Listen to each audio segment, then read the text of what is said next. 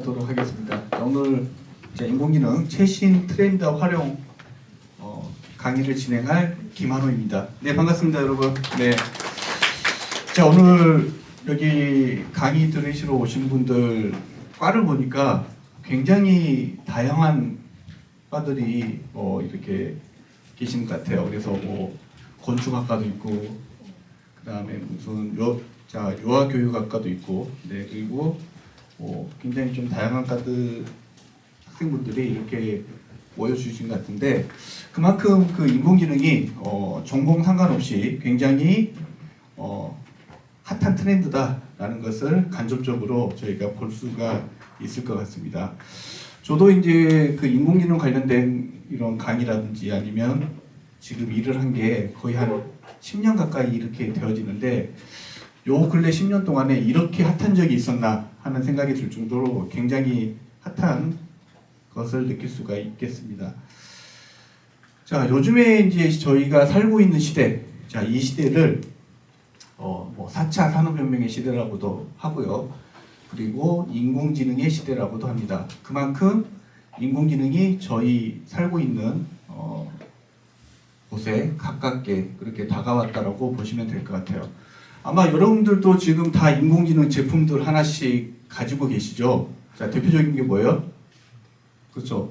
자, 스마트폰. 그죠? 저희 그 스마트폰 안에 CD도 들어가 있고, 그 다음에 관련된 것들, 인공지능이 많이 들어가 있습니다.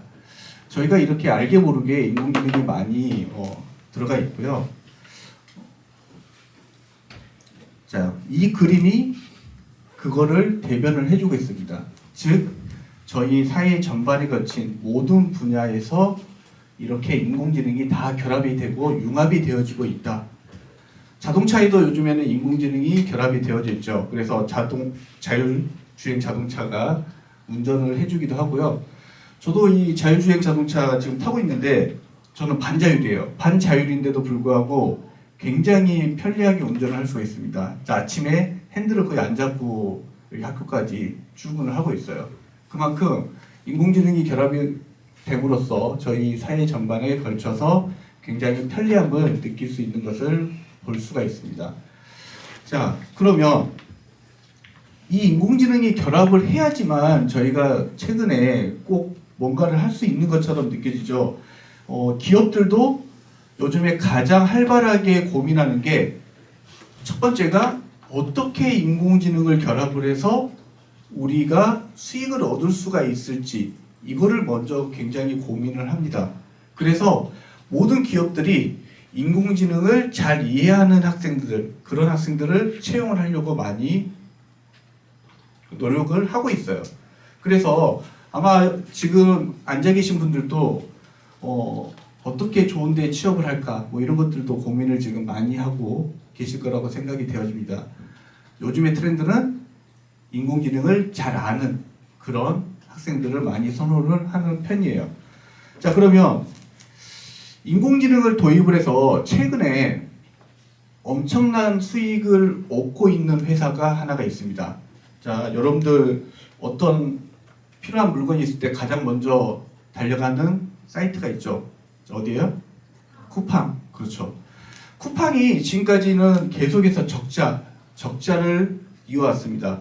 물건을 정말로 많이 파는 것 같은데 그래도 적자였어요. 근데 쿠팡이 작년부터는 흑자로 돌아섰습니다. 자, 흑자로 돌아선 대표적인 이유가 뭐냐면 모든 공정을 다 인공지능으로 바꾸고 있습니다.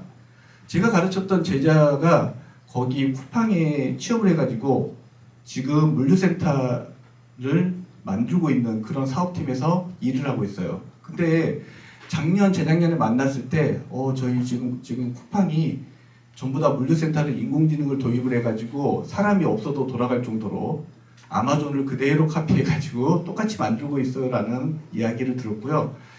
그때는 그냥 그래 한두 군데 이렇게 바꾸겠구나 라고 생각을 했는데 지금 새로 생기는 물류센터마다 전부 다 인공지능을 도입을 하고 있습니다.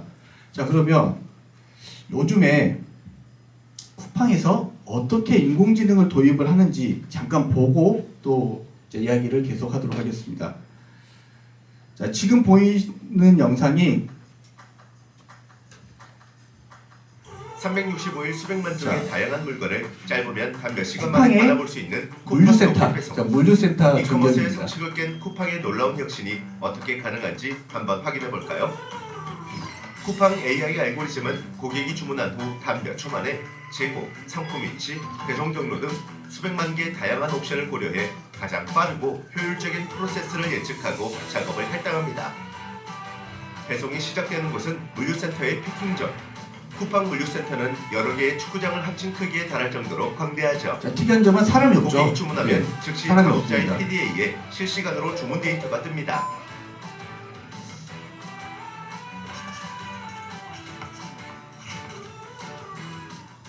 작업자가 이 위치에만 있으면 로봇이 물건이 진열된 선반을 들고 작업대까지 옮겨줍니다. 어느 칸에 있는 물건인지 블루라이트로 위치까지 알려주니까 쏙 꺼내기만 하면 되죠.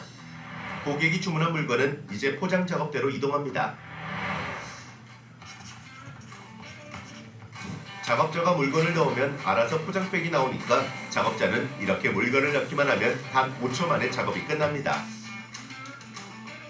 자, 지금 보이는 로봇이 아마존 물류센터에 있는 로봇하고 거의 지역에 따라 똑같아요. 분류되는데요. 네. 작업자가 분류 로봇에 상품을 올려놓기만 하면 운송장에 적힌 주소를 스캔한 후 수백 대의 분류 로봇들이 단 몇 초 만에 배송 지역별로 분류합니다. 고객이 주문한 물건이 단 몇 분 만에 준비 완료. 이제 고객과 가까운 지역의 배송센터로 옮겨집니다. 여기는 쿠팡 배송센터. 센터 안 거대한 자동 분류 시스템이 보이네요.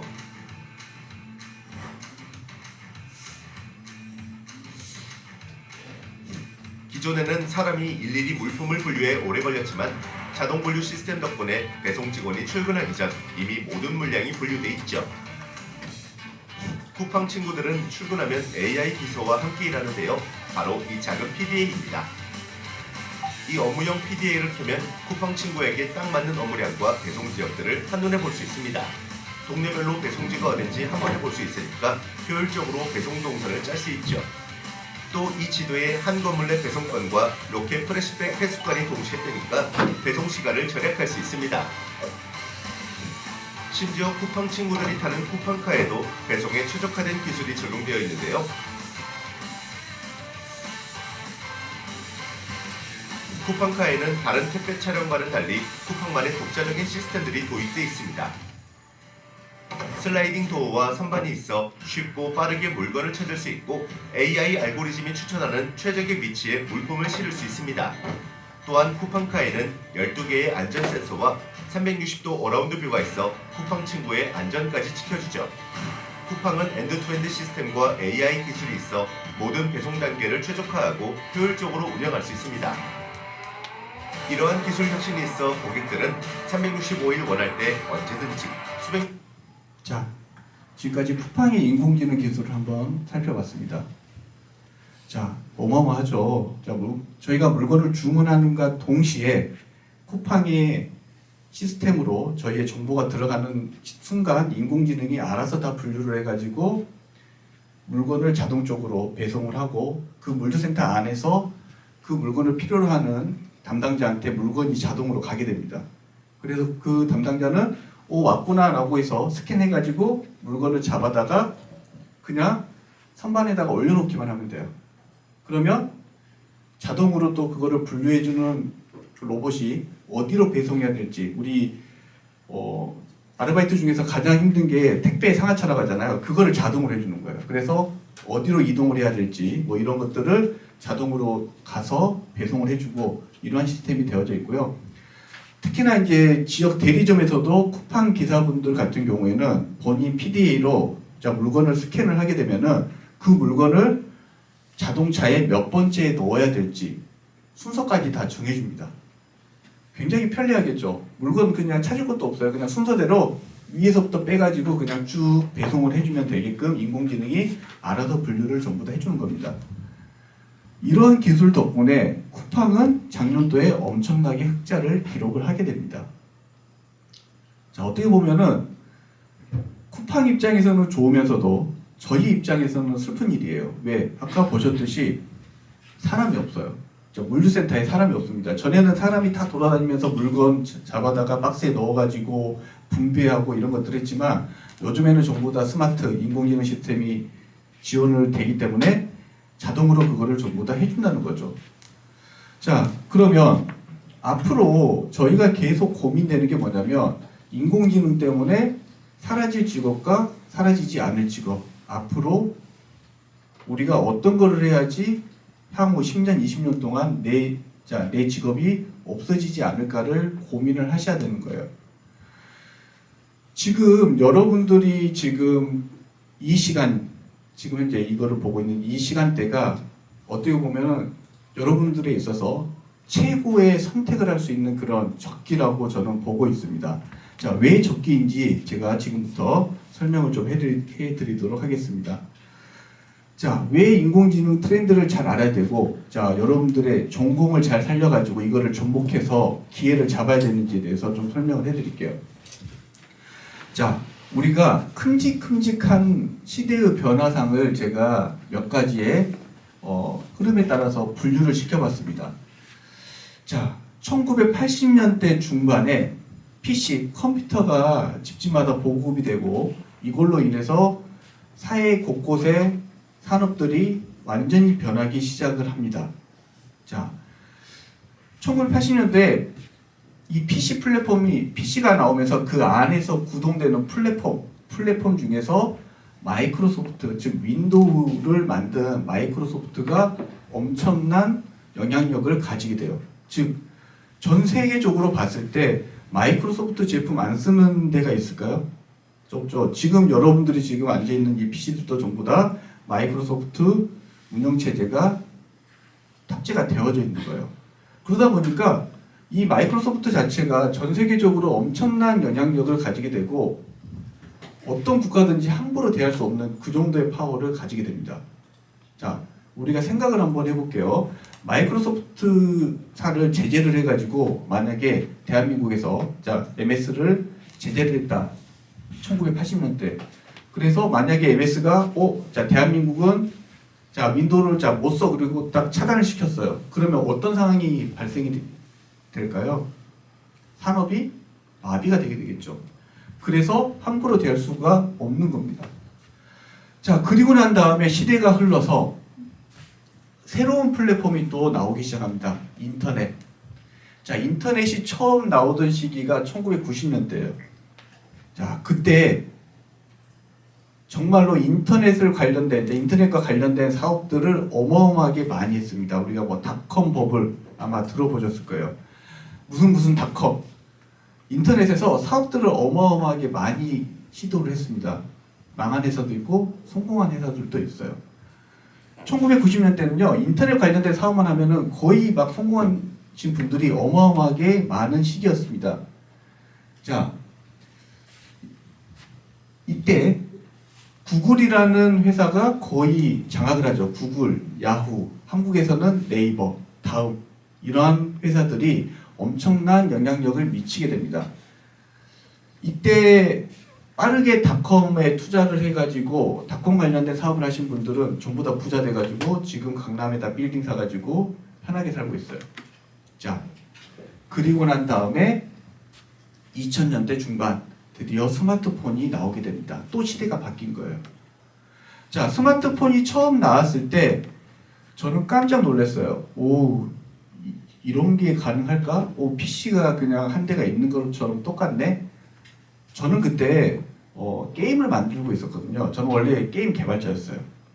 그래서 그 중에서도 스마트폰, 핸드폰 게임 개발을 했는데 그때 당시에 저는 그냥 핸드폰 게임을 개발을 하고 있었고 창업을 하려고 스타트업을 해서 스마트폰 게임 회사를 만들었습니다.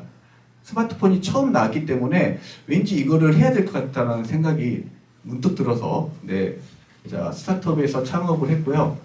그래서 저는 성공한 케이스예요.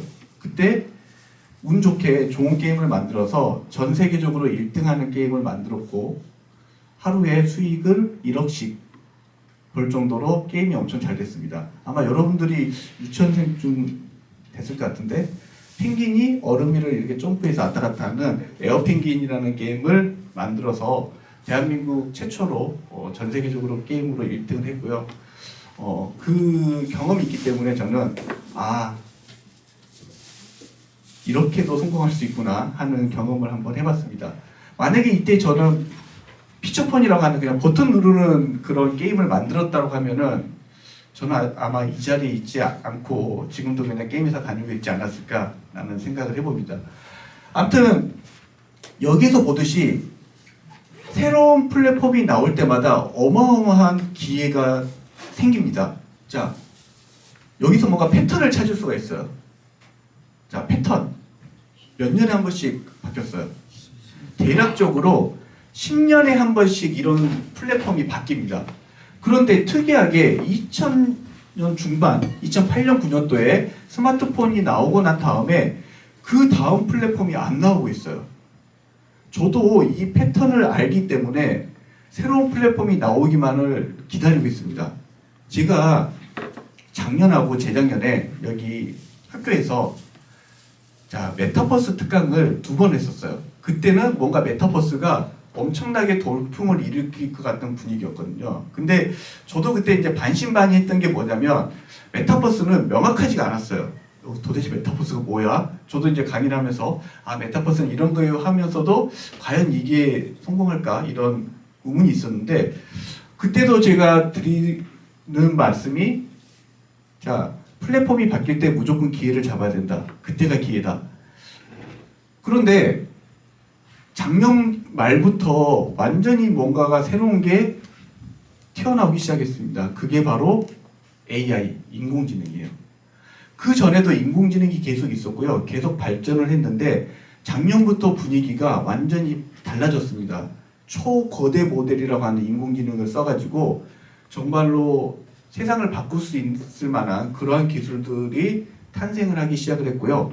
작년 말에 챗 GPT라는 게 나와가지고 엄청나게 인기를 끌었고 그게 세상을 지금 엄청나게 빠른 속도로 바꾸고 있습니다. 저도 1980년대부터 지금까지 IT 업계에 있으면서 이쪽에 관심을 가지면서 봤지만 이렇게 빨리 뭔가가 세상을 휘어잡은 거는 처음인 것 같아요. 저도 당황스러울 정도로 에이 그러다 말겠지 했는데 이거 뭔가 좀 바뀌겠는데? 새로운 시대가 올 것 같은데? 라는 생각이 드는 거예요. 최근에 유튜브 방송 보면은 챗 GPT 인공지능 하는 그런 채널들이 굉장히 많아지는 것을 볼 수 있습니다. 저도 이제 며칠 전에 유튜브를 딱 보는데 어떤 분이 어떤 모 학교의 교수님이 이 채널 영상 볼 시간 있으면은 빨리 인공지능으로 뭔가를 만들어라. 지금이 기회다. 이런 강연을 하는 걸 봤어요. 저도 거기에 100% 동감을 하는 바입니다. 자, 여러분들이 앞으로 살아가시면서 이러한 기회를 잡을 수 있을 만한 기회가 많지 않아요. 한 2번 정도 저는 잡을 수 있다고 보거든요. 그 중에 첫 번째가 인공지능이 될 수도 있다는 거예요. 물론 인공지능이 갑자기 이렇게 막 흥하다가 오래 없어질 수도 있어요. 그러니까 좀 분위기가 다운될 수도 있어요. 하지만 지금 분위기로는 인공지능이 새로운 플랫폼을 대체할 만한 그런 확률이 굉장히 높다. 특히나 기업들에서 공격적으로 지금 다 인공지능을 도입을 하고 있고 특히나 챗 GPT 앞으로 안 들어가는 데가 없을 겁니다. 그래서 새로운 시대, 새로운 2023년 새로운 플랫폼이 생긴다 그러면 여러분들은 어마어마한 기회를 맞이한 거고 그러면 도대체 내가 어떤 거를 해야지 이런 기회를 잡을 수 있을지 이번 강의를 통해서 그런 것들을 느끼시고 행동으로 좀 실천을 했으면 좋겠어요. 그래서 이번 강의는 제가 이런 앞에서 그냥 PT로 주는 것뿐만 아니라 PC로 직접 여러분들이 새로운 인공지능 모델을 직접 체험을 해보고 이거를 내 전공에 어떻게 적용해서 내가 어떠한 서비스나 전 세계 사람들한테 도움이 될 만한 그런 것들을 만들 수 있을까 이런 것들을 고민해보는 시간이 되었으면 합니다. 그러면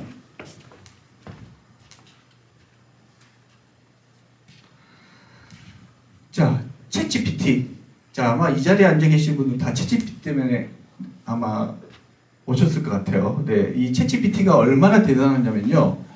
각 서비스별로 100만의 사람들을 달성하기까지 소요된 시간을 나타낸 그래프입니다. 자, 넷플릭스는 생각보다 시간이 오래 걸렸어요. 40일 정도 걸렸고요. 트위터 같은 경우에는 한 25일. 그 다음에 페이스북은 10일. 그 다음에 인스타그램은 단 5일. 인스타그램은 한 7, 8일. 그 다음에 챗GPT 같은 경우에는 단 5일 만에 100만 명의 사용자를 기록을 했습니다. 어마어마한 거예요.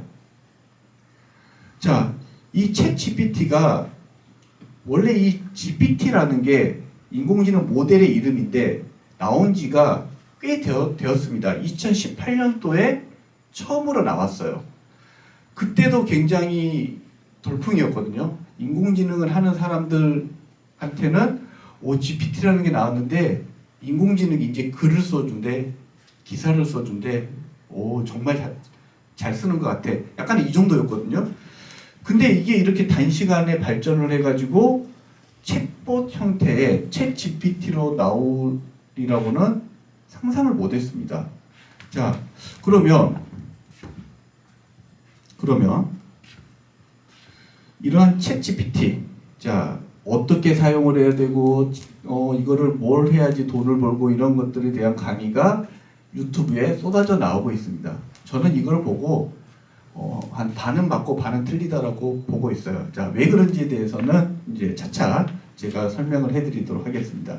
자, 이처럼 남녀노소 할 것 없이 챗 GPT에 대한 관심이 굉장히 많이 있다라고 보시면 될 것 같습니다. 제가 그거를 단적으로 느꼈던 게, 제가 이제 얼마 전에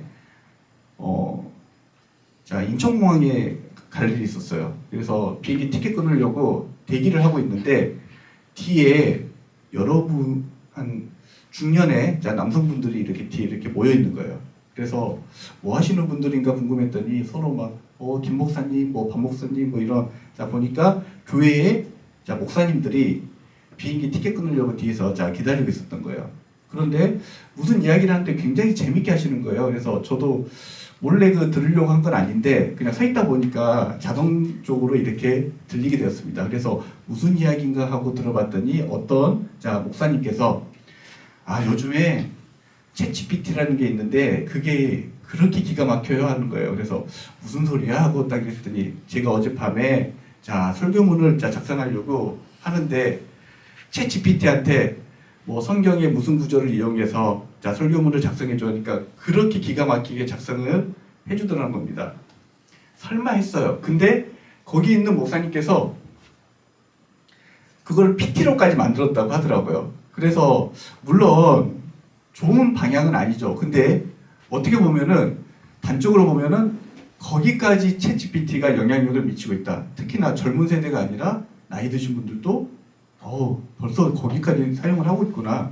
네, 이런 것들을 느끼게 된 그러한 일이 있었습니다.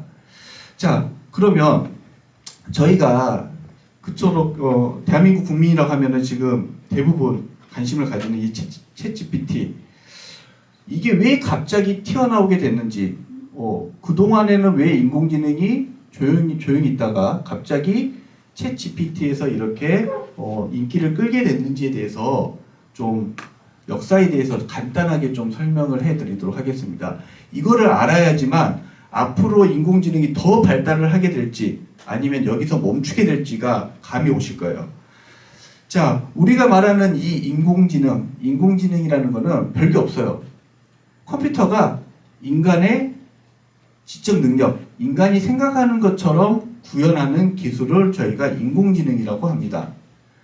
이 인공지능 안에는요, 머신러닝이라고 하는 것과 딥러닝이 같이 포함이 되어져 있습니다.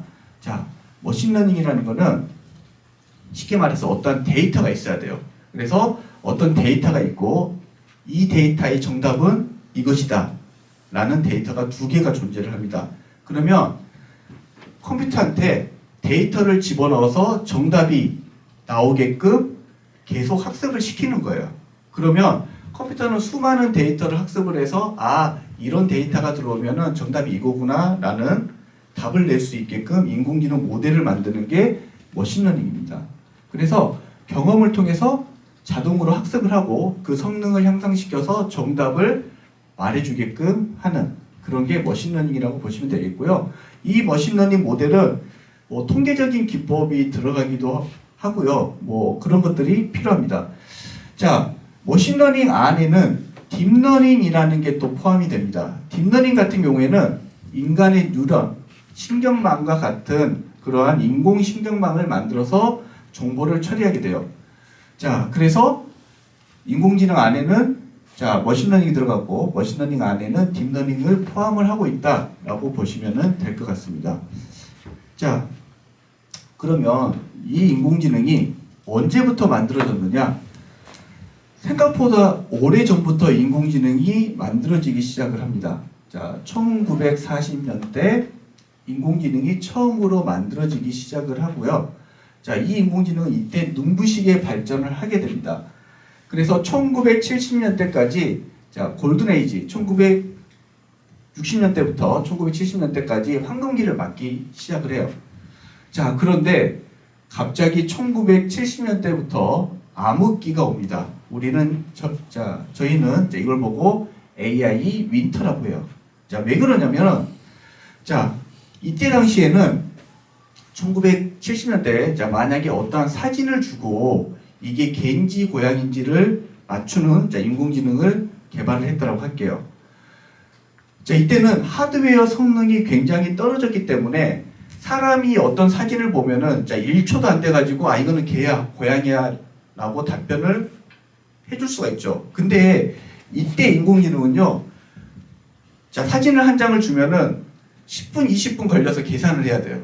그리고 난 다음에 이거는 개예요 하기 때문에 사람의 머리를 못 따라가기 때문에 발전이 더디게 됩니다. 즉 연산을 굉장히 많은 양의 데이터를 가지고 그거를 연산을 해가지고 빠르게 계산을 해야 되는데 하드웨어 성능이 떨어지기 때문에 그게 불가능해서 인공지능이라는 거는 전설의 기술로 이렇게 뒤로 묻히게 됩니다.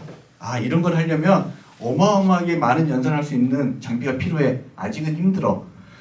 이렇게 해서 1980년대 후반까지 암흑기를 맞이하게 되고요. 1980년대 후반부터 이제 인공지능이 꿈틀꿈틀 되기 시작을 합니다. 자, 1980년대 후반부터 PC가 집집마다 보급이 되고 이때 PC 기술이 엄청나게 발전을 하게 되죠. 즉 하드웨어가 발전을 함으로써 그동안에 저희가 해결하지 못했던 그러한 문제들을 하나씩 해결을 하게 됩니다. 자, 그리고 2000년대 들어오면서 굉장히 발전을 하게 되죠. 자, 2000년대부터 PC 부품 중에서 무엇이 발달을 하게 됐는지 생각해 보시면은 답이 나올 겁니다. 자, 컴퓨터 부품 중에서 가장 비싼 거 CPU하고 또 GPU가 달려있는 그래픽카드. 즉 그래픽카드가 발달을 함으로써 많은 양의 계산을 정말로 빠르게 해줄 수 있는 그러한 여건이 마련이 되는 거예요. 자, 그래서 2010년이 넘어감으로써 기존에 해결하지 못했던 많은 문제들을 해결을 하고요.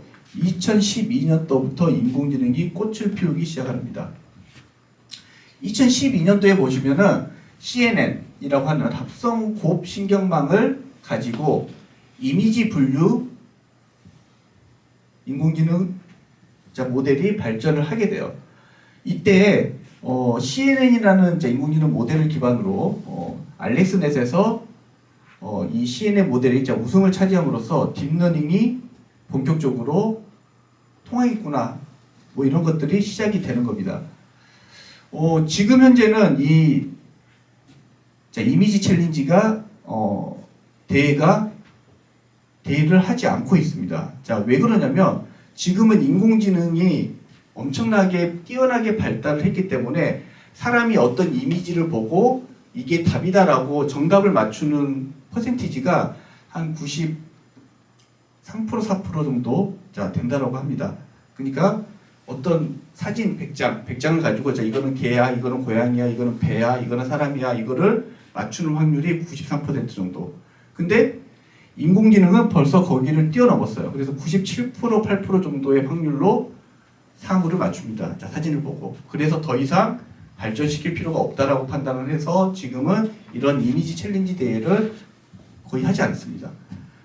자, 이때 이제 이렇게 발달을 하기 시작한 인공지능은 2014년도에 적대적 생성 신경망이라고 하는 겐이라는 개념이 도입이 됨으로써 인공지능이 뭔가 새로운 것을 만드는 기반 기술을 여기서 만들게 됩니다.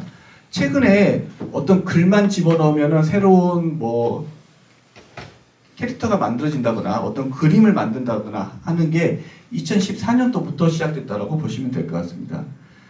그리고 2015년도에 누구나 인공지능을 할 수 있게끔 텐서플로우라는 플랫폼이 만들어졌고요. 그리고 드디어 전 세계 사람들이 인공지능의 시대가 왔다는 것을 알리는 2016년도에 알파고라는 인공지능이 엄청나게 이슈를 끌게 됩니다. 자, 알파고 하면 생각나는 게 있죠. 자, 뭐예요? 바둑이죠. 저도 이때 열심히 게임을 만들고 있었던 시기였기 때문에 저는 이때 어떻게 생각을 했냐면은 당연히 이세돌이 5대 0으로 이길 줄 알았어요. 왜냐?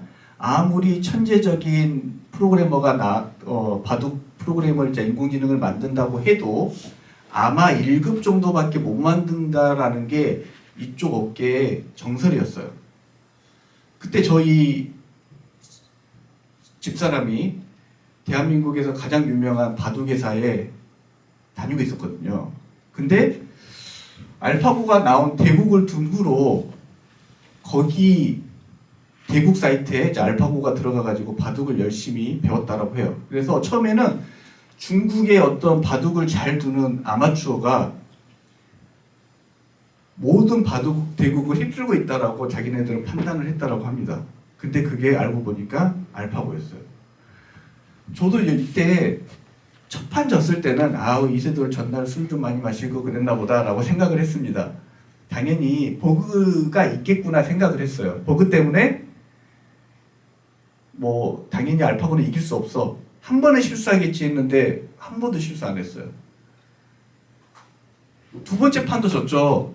저는 그때 거짓말이 아니라 등에 털이 쭈삣쭈삣 전부 다 섰어요. 이런 시대가 드디어 왔구나. 이제 뭔가 시대가 바뀔 것 같구나. 자, 이세돌이 한 판 이겼을 때 저도 박수를 같이 쳤습니다. 근데 그래, 버그가 있긴 있구나. 근데 그게 알파고가 진 마지막 경기가 아마 됐을 겁니다. 더 이상은 질 수가 없어요. 똑같은 실수를 반복하지 않기 때문에. 그래서 알파고가 나온 이후부터는 이 인공지능을 어떻게든 활용하려고 새로운 모델들이 어마어마하게 많이 개발이 되어집니다. 하루에도 수많은 논문들이 막 쏟아지기 시작을 해요. 그래서 2017년도, 2018년도 넘어가면서 특히나 자연어 처리, NLP, 언어를 활용할 수 있는 이런 인공지능 모델이 엄청나게 발전을 하게 됩니다. 특히나 구글 같은 데서는 인공지능을 그 전에도 2012년도부터 빠르게 사용을 했어요. 어디에? 구글 번역기. 언어를 번역할 수 있는 데다가 인공지능을 쓰기 시작을 했습니다. 자, 이렇게 해가지고 이렇게 넘어오면서 가면 갈수록 인공지능이 이제 점점 똑똑해지고요. 2020년도 넘어오면서부터는 인공지능이 초거대 인공지능으로 발달을 하게 됩니다. 그만큼의 하드웨어 성능도 뒷받침이 되고 데이터를 그만큼 많이 활용할 수 있는 그런 여건이 준비가 됐기 때문에 가면 갈수록 이러한 것들이 초거대 모델로 바뀌게 되고요. 작년 같은 경우에는 저도 정신을 못 차릴 정도로 어마어마한 모델들이 많이 쏟아져 나왔습니다. 저희가 조금 있다가 이제 한번 실습을 해볼 텐데 달리라고 하는 텍스트 투 이미지, 텍스트를 집어넣어 가지고 이미지로 만들어주는 그러한 모델부터 해서 미드저니, 미술대회에서 대상을 받는 바람에 인기를 끄게 됐죠. 미드저니, 저희도 이거를 활용할 거예요. 그래서 미드저니라는 인공지능 모델, 그 다음에 스테이블 디퓨전, 이것도 마찬가지로 텍스트를 집어넣으면 이미지를 만들어주는 그런 모델이 되겠습니다. 이러한 모델들이 작년에 어마어마하게 쏟아졌습니다. 자, 그리고 챗 GPT까지. 네. 자, 그러면 앞으로 시간이 흐르면 흐를수록 인공지능은 더 발달을 할 거예요. 단 전제 조건이 뭐냐? 하드웨어가 발전한다는 전제 조건 하에. 즉 엔비디아에서 그래픽카드를 좋은 카드를 만들면 만들수록 인공지능은 더 뛰어난 인공지능이 될 겁니다. 자, 그러면 저희가 이제 이런 것들을 어떻게 활용을 해야 될지에 대해서 살펴보기 전에 자, 머신러닝이 인공지능 모델을 만드는 방법은 다음과 같아요.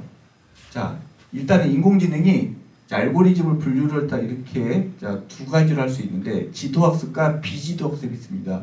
지도학습은 인공지능이 인공지능 모델을 만들려면 첫 번째 데이터가 있어야 된다고 했죠. 데이터와 정답 데이터가 같이 있어야 돼요. 즉 데이터와 정답 데이터를 주고 인공지능 모델을 만드는 게 지도학습. 비지도학습 같은 경우에는 그냥 데이터만 던져주고 네가 알아서 분류해. 이게 비지도학습이에요. 자, 이렇게 크게 두 가지로 구분을 할 수 있고요. 자, 지도학습 같은 경우에는 방금 전에 제가 설명드렸듯이 문제와 정답을 모두 알려주고 학습을 시키는 방법이에요. 예를 들어서 이런 거죠. 고양이 이미지가 있으면 이거는 고양이라는 답을 주는 거고요. 개가 있으면 이거는 개라는 답을 주는 거예요. 이러한 인공지능 모델을 만들려면 데이터가 필요한데 비용이 많이 필요할까요? 안 필요할까요? 많이 필요하죠. 왜? 데이터를 직접 다 만들어서 수집을 해야 되니까.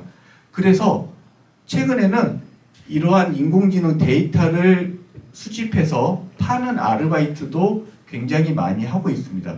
고양이 사진만 수집해서 고양이 천장이 얼마, 강아지 천장이 얼마, 이런 아르바이트를 요즘에 하고 있어요. 자, 그 다음에 비지도학습 같은 경우에는 답을 가르쳐주지 않고 학습하는 거고요. 요즘에 챗 GPT가 도용한 강화학습이라는 것도 있습니다. 강화학습은 어떤 거냐면요. 보상을 주는 거예요. 자, 이거는 강아지야. 근데 자, 강아지 맞췄어요. 그러면 더하기 1점. 우리 강아지 훈련시킬 때 뭐 손하면 어떻게 해요? 잘했어 하고 자 먹이 주고 이거랑 똑같아요.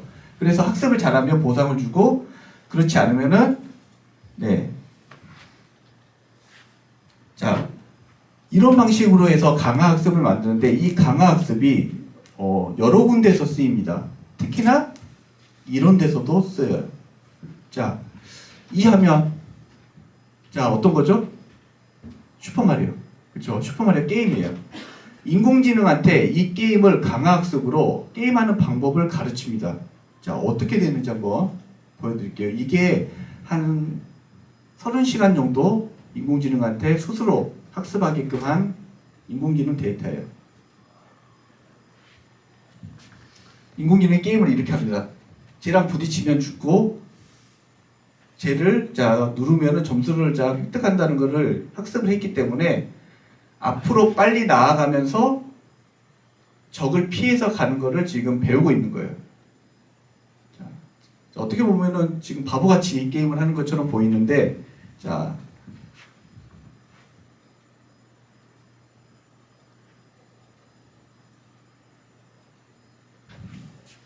이런 식으로 해가지고 게임을 진행하게 됩니다. 이게 강화학습입니다. 자, 강화학습을 도입을 하게 되면은 자율주행 자동차도 다 강화학습으로 학습을 시킬 수 있어요. 도로 선 빗나가면 감점, 신호등에서 안 멈추면 감점. 자, 이런 식으로 인공지능이 계속해서 똑똑해지고 학습을 하게 됩니다. 자, 딥러닝 같은 경우에는 머신러닝하고 다른 거는 뭐냐? 학습을 시킬 때 머신러닝은 사람이 개입을 하게 돼요. 즉 인공지능 모델에 통계 같은 부분들을 사람이 직접 집어넣어서 사람이 만든 인공지능 모델을 활용을 하게 되고요. 딥러닝 같은 경우에는 이렇게 신경망이라고 불리는 것만 만들어 놓으면 자기가 알아서 학습을 합니다. 이 안에 여기 들어가는 선에 어떠한 숫자가 들어가요. 그래서 최적의 결과값을 낼 수 있는 데이터를 저기 안에서 만드는 거죠. 자, 딥러닝은 대신 학습할 때 비용이 많이 들어갑니다. 왜? 연산이 많이 들어가기 때문에 굉장히 생각보다 비용이 많이 들어가요.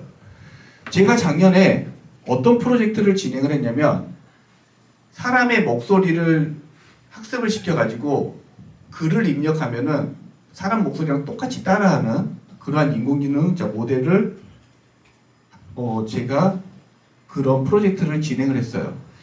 그래서 1시간 동안 목소리를 녹음을 했고요. 그 녹음한 목소리를 5일 동안 학습을 시켰습니다.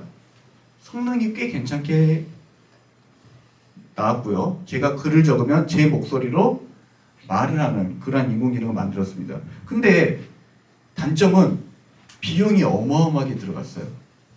5일 동안 학습시키는데 대략 2천만 원의 비용이 들어갔습니다. 클라우드 비용만. 즉 집에 있는 컴퓨터로 그걸 학습시키려면 학습을 시킬 수가 없어요. 중간에 죽어버립니다. 그래서 테슬라 V100이라고 하는 그러한 GPU를 빌려다가 사용을 해야 되는데 그 테슬라 V100이라는 GPU 하나가 1,000만 원이에요. 그거를 직접 사기 싫어서 사기가 조금 그래서 클라우드 아마존에 있는 서버를 빌려서 사용했는데 5일 동안 2천만 원의 비용이 나왔습니다.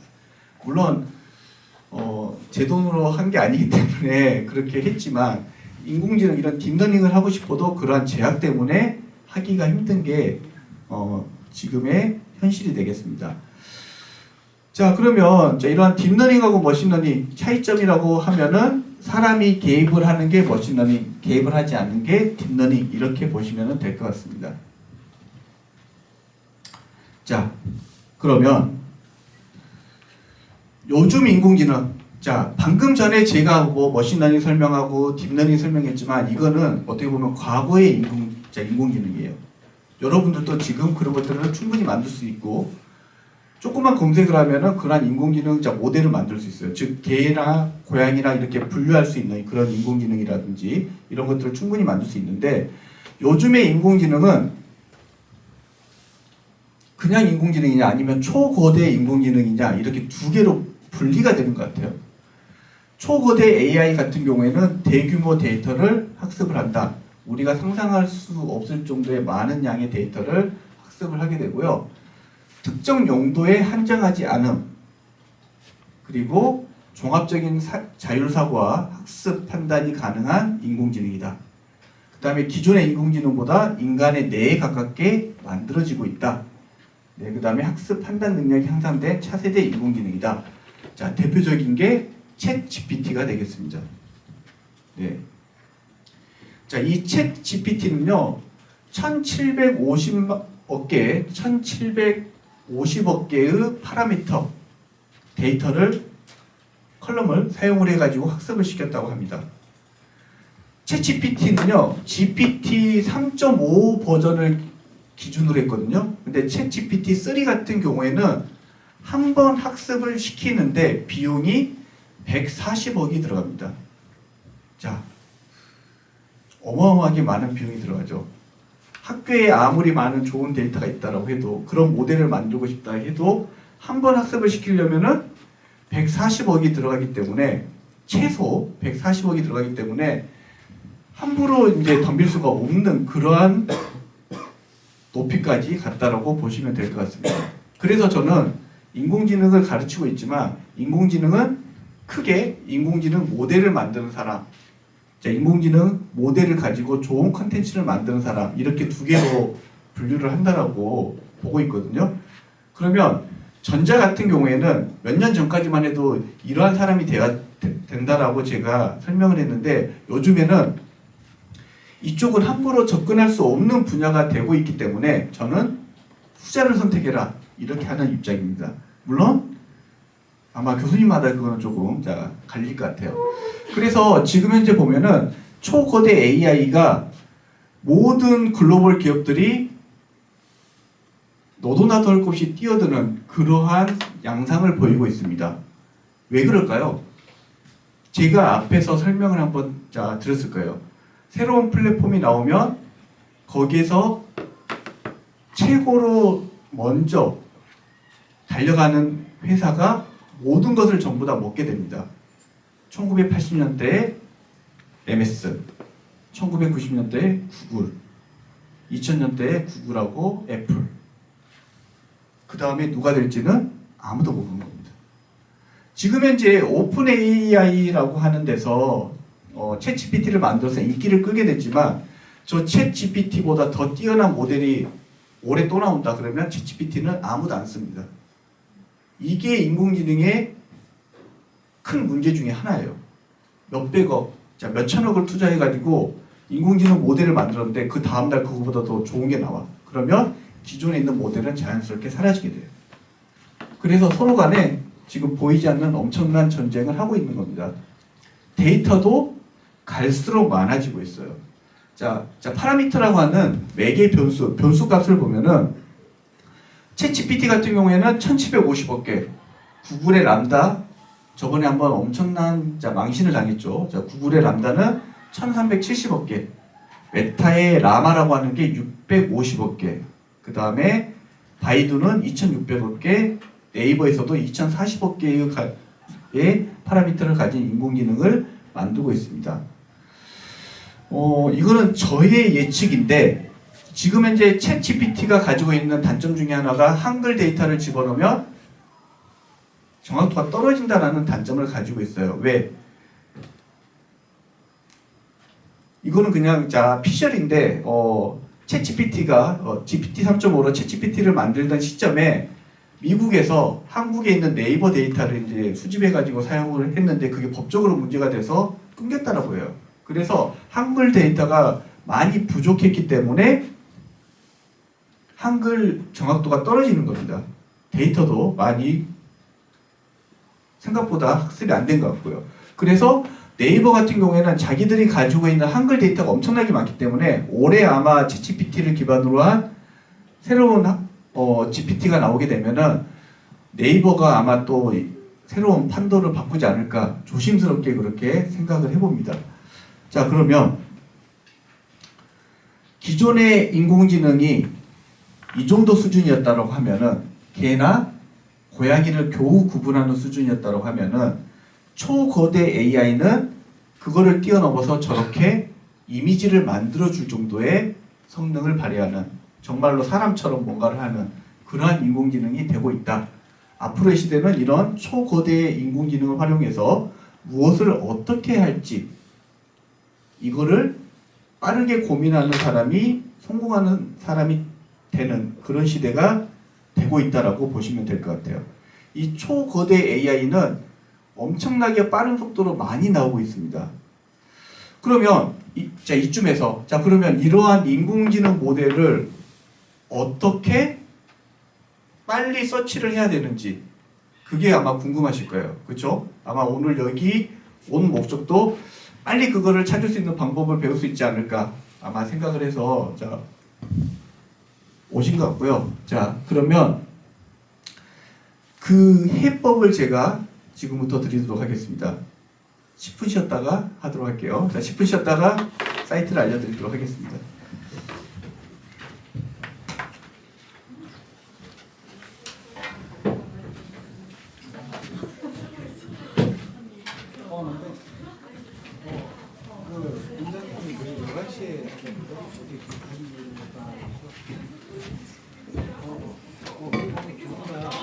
영상 촬영 가능한데 뭐 좀 조정하고 될 것 같아요. 조금 더 할 수 있대. 그래 오케이 알았어.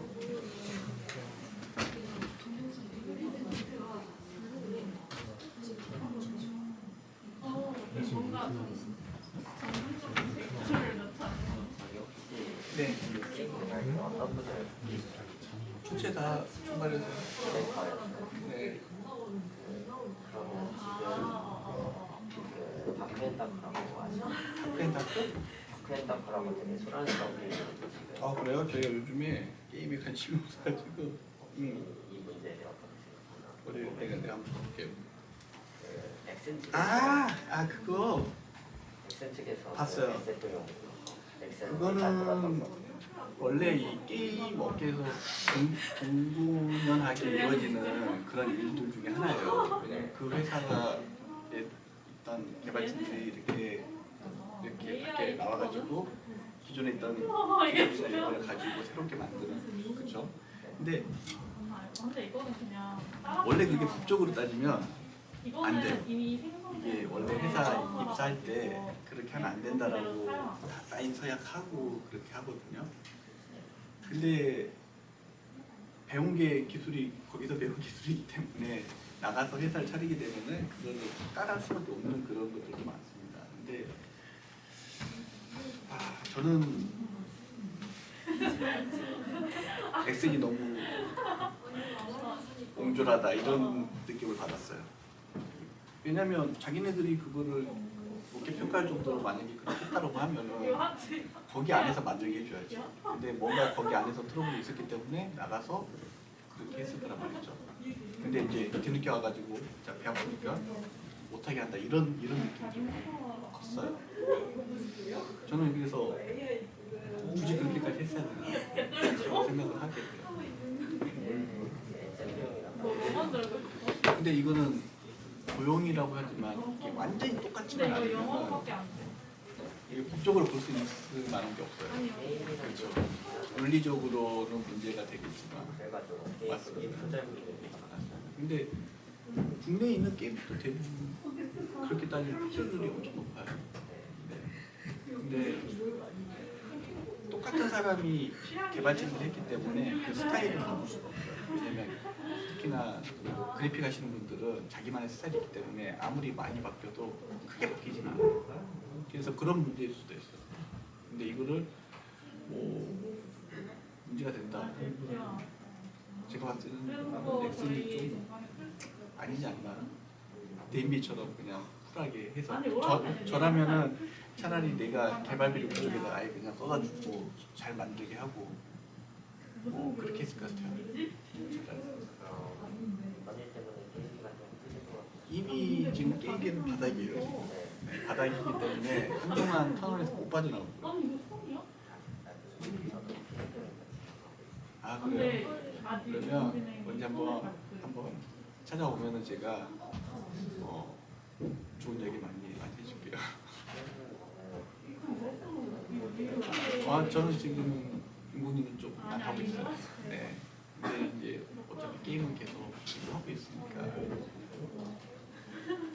근데 지금 너무 분위기가 침체되어 있기 때문에 좀 이거를 타개하려면은 새로운 플랫폼이 나와서 게임을 또 그게 플랫폼에 맞춰가지고 확 타야 되거든요. 그렇죠, 그렇죠. 그렇게 돼야 되는데 지금 그게 안 되고 있어서 지금 문제가 되고 있어요. 근데 이런 것들이 한번 싹 정리가 되고 다시 뭔가가 나와서 플랫폼 맞춰서 흐름을 탈 수 있는 그런 준비가 좀 돼야 되거든요. 왜냐면 게임 수도 다 똑같고 재미도 없고 하기 때문에 안 하잖아요. 그러니까 그런 거랑 얼마 차이라고 보시면 될까요? 네. 네네. 네네. 이거 나중에 아마 영상 공유되는 거라서.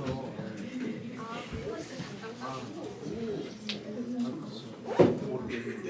여기. 왜요? 나 쪽팔려. 가야 돼서. 네. 그래요?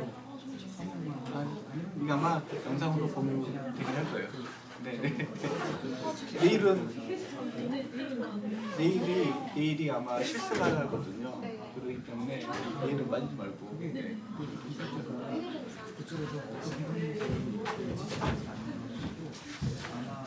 지금 상황 많이 좀 되니까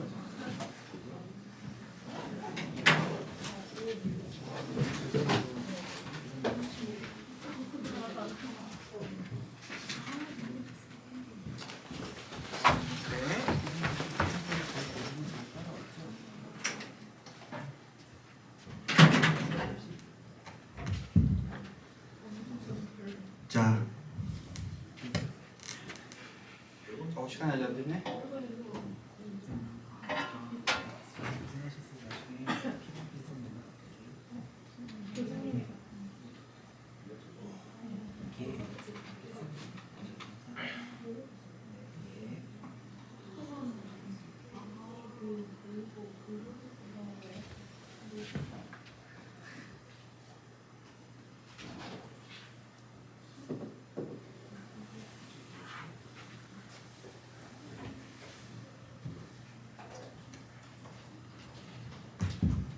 자, 그러면 이어서 좀 보도록 하겠습니다.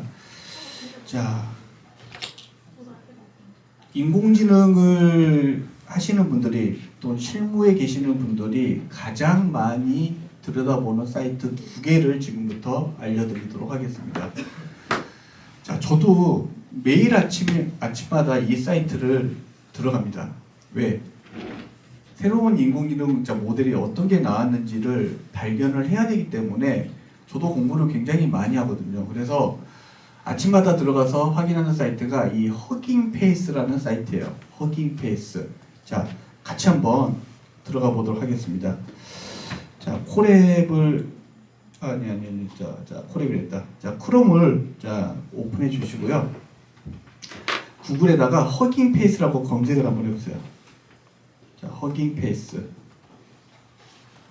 자, 그러면 허깅페이스.co라는 사이트가 자, 주소가 이렇게 됩니다. 허깅페이스.co. 네. 자, 이게 허깅페이스라는 사이트예요. 자, 여기를 한번 가입을 한번 해보시기 바랍니다. 자, 아마 이렇게 나오실 거고 오른쪽에 사인업 저 오른쪽에 있죠. 자, 여기 클릭하셔가지고 가입을 해보시면 될 것 같습니다. 이 사이트는요, 전 세계에서 가장 인기 있는 모델을 여기서 다 테스트를 해볼 수 있는 사이트입니다. 그리고 그 인공지능 모델을 어떻게 가져와서 활용할 수 있을지 코드까지 전부 다 제공을 해주는 그런 사이트가 되겠습니다. 대부분의 인공지능 하시는 분들은 트렌드에 민감하기 때문에 매일매일 새로운 인공지능이 뭐가 나오는지를 검색을 합니다. 그럴 때 이러한 이 사이트를 첫 번째로 들어가서 확인을 하게 되죠. 네. 자, 시간 조금 드릴 테니까 가입을 한번 해보시기 바랍니다.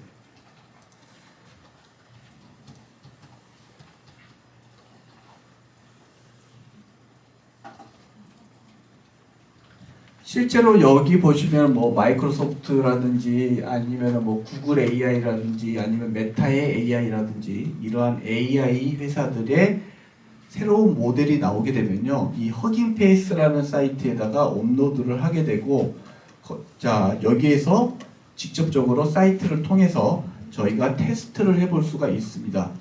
이게 왜 좋냐면은 실제적으로 저희가 사전 지식 없이, 즉 전공자가 아닌 입장에서 인공지능 모델을 테스트를 해볼 수 있는, 즉 실습을 해볼 수 있는 환경이 거의 없어요.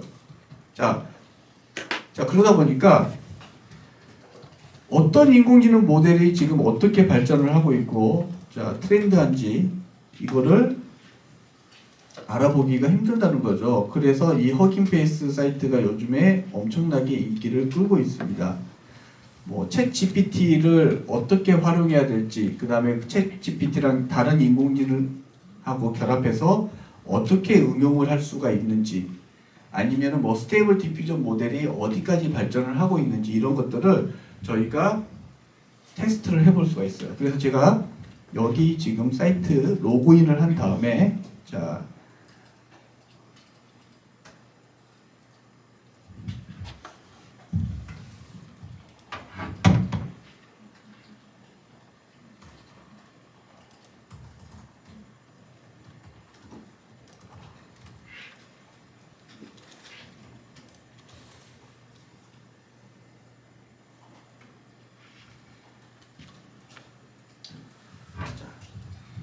이렇게 로그인하게 되면요, 자, 다음과 같이 이렇게 나오게 됩니다. 오른쪽이 뭐냐면은, 자, 오른쪽에 있는 게 지난 일주일 동안에 가장 트렌드한 모델이 되겠습니다. 자, 여기 보시면 모델스 탭에 있으면 이게 다 인공지능 모델의 이름이에요. 스테이블 디퓨전도 있고, 라마라는 것도 있고, 오픈전이라는 것도 있고, 블룸, 이러한 모델이 굉장히 지금 인기를 끌고 있는 것을 볼 수가 있습니다. 자, 한 개만 볼까요? 자, 여기 보시면 스테이블 디퓨전이라고 하는 모델 가운데만큼 보시면 볼 수가 있어요. 자, 오른쪽에 트렌딩에 스테이블 디퓨전 2-1이라는 모델이 있습니다. 이 모델은요, 초거대 AI 중에서 텍스트 투 이미지, 즉 텍스트를 입력하면, 프롬프트를 입력을 하면 거기에 맞는 이미지를 만들어주는 인공지능이 되겠습니다. 작년 겨울에 나왔고요. 굉장히 핫합니다. 자, 이 스테이블 디퓨전을 클릭을 해서 들어가 보면, 자, 다음과 같이 오른쪽에 보면 뭔가를 쓸 수 있게끔 저렇게 되어 있어요. 자, 저는 자, 여기에다가 자, 텍스트를 집어넣으면 되는데, 자, 이 모델을 여기에다가 텍스트를 집어넣어서 한번 만들어 보도록 하겠습니다. 자, 번역기 한번 자, 돌려볼게요. 왜냐? 한글은 안 먹혀요. 네, 영어로 해야 됩니다. 자,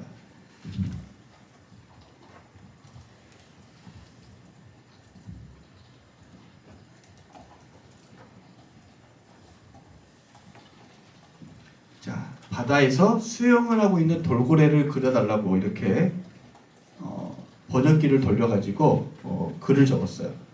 자, 돌핀 스위밍 인 더 시. 자, 하고 얘를 여기다가 붙여넣기 해서 집어넣고 컴퓨트 하면은 모델을 불러와서 저 글을 분석을 한 다음에, 네, 저 글을 분석을 해서 이미지로 지금 만들고 있는 겁니다.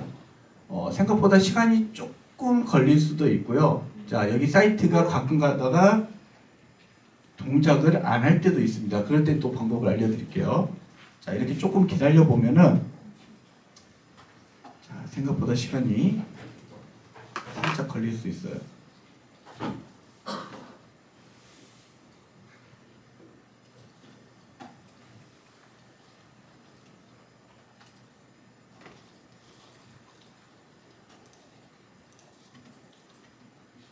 자, 이 정도 기다렸는데 안 된다. 그러면 자, 보세요. 자, 제가 따로 방법을 알려드릴게요. 자, 여기 상단에 보면은 스페이스라는 탭이 있습니다. 스페이스. 자, 스페이스를 클릭을 하고요. 자, 스페이스 클릭을 한번 해볼게요. 자, 스페이스 클릭을 하면은 그 인공지능 모델의 공간, 즉 폴더들이 이렇게 따로따로 존재를 합니다. 자, 지금 보이는 거는 자, 이번 주에 가장 인기 있는 자, 모델이 되겠고요. 자, 정렬을 most like로 바꿔주십시오. 자, 여기 보세요.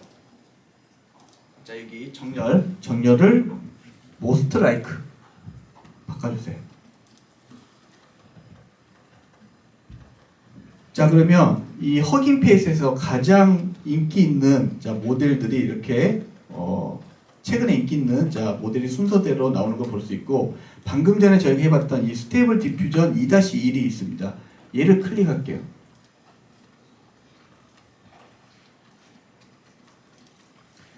자, 우리 좀 전에랑 그 화면이 조금 다르죠.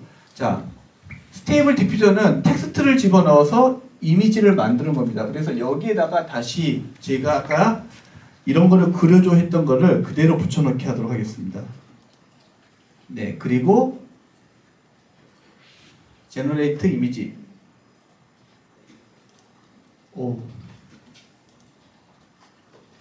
지금 전 세계 많은 사람들이 똑같이 쓰고 있기 때문에 한 번 해서 자, 에러가 나면은 다시 버튼을 클릭해 주면 됩니다. 좀 시간이 좀 걸려요. 자, 이미지 만들 때까지 시간이 살짝 걸립니다. 저희가 그림 하나 그리는데 자, 며칠씩 걸리지만 이 인공지능은 몇 초 만에 네, 그려주는 것을 볼 수 있습니다. 자, 지금 다 같이 지금 한꺼번에 쓰고 있으니까 시간이 조금 더 걸리는 것 같아요.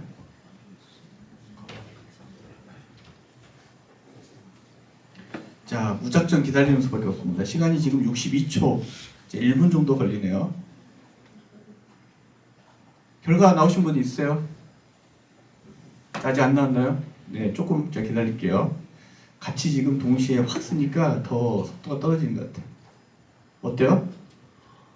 자, 제가 바다에 수영을 하고 있는 돌고래를 그려달라고 했는데 이게 지금 인공지능이 그린 겁니다.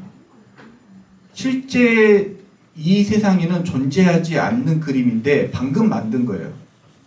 자, 이게 스테이블 디퓨전 모델의 특징이에요. 자,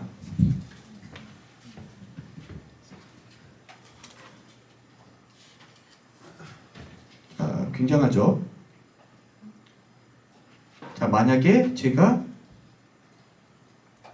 자, 여기 있는 예제들이 있습니다. 자, 여기 지금 프롬프트를 이렇게 넣어도 된다라는 예제가 있고요. 자, 여기 한번 재밌는 거 한번 해볼까요? 자, 피카츄가 피카츄 관련된 거. 자, 에펠탑에서 피카츄 파인 다이닝 with a view to the 에펠 타워. 로우 퀄리티. 자, 지금 밑에다가 넣는 거는 네거티브. 즉 로우 퀄리티로 만들어주면 안 돼라는 명령을 집어넣은 겁니다. 그러면 하이 퀄리티로 만들어줄 거예요. 자, 피카츄가 어떻게 나오는지 한번 보도록 할게요. 자, 얘도 시간이 살짝 걸립니다. 여러분들이 뭔가 새로운 이미지를 붙여야 된다든지 만들어야 된다든지 할 때 어떻게 해요? 검색을 하시죠. 이제는 검색 안 해도 돼요. 본인이 필요한 이미지를 키워드만 넣으면은 거기에 맞는 이미지를 만들어주는데 그 이미지는 기존의 이 세상에 존재하지 않는 이미지를 새로 만들어주는 겁니다. 즉, 뭐 K-팝 스타일의 소녀를 만들어줘 하면은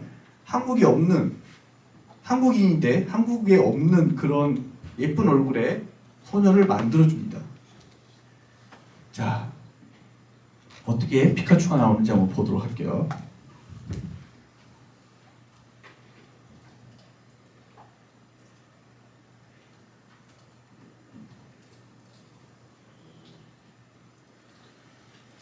이게 다 좋은데, 자, 컴퓨터 성능이 좋으면 지금 이게 자 이렇게 만들어졌어요. 네, 피카츄가 식사를 하고 있는 그 그림을 그렸습니다. 이게 인공지능이 아직 이 인공지능은 조금 이렇게 성능이 조금 떨어져요. 네, 그래도 피카츄 같은 느낌이 있죠. 네, 이렇게 그려줍니다. 자, 굉장하죠. 네. 자, 여러분이라고 하면은 이 모델을 보고 무엇을 만들 수 있을 것 같아요? 자, 이런 거 만들 수 있을 것 같아요. 자, 하는 것들 저 있나요? 제품 디자인. 네, 맞습니다. 새로운 형태의 제품을 만들 때도 이걸로 만들어요.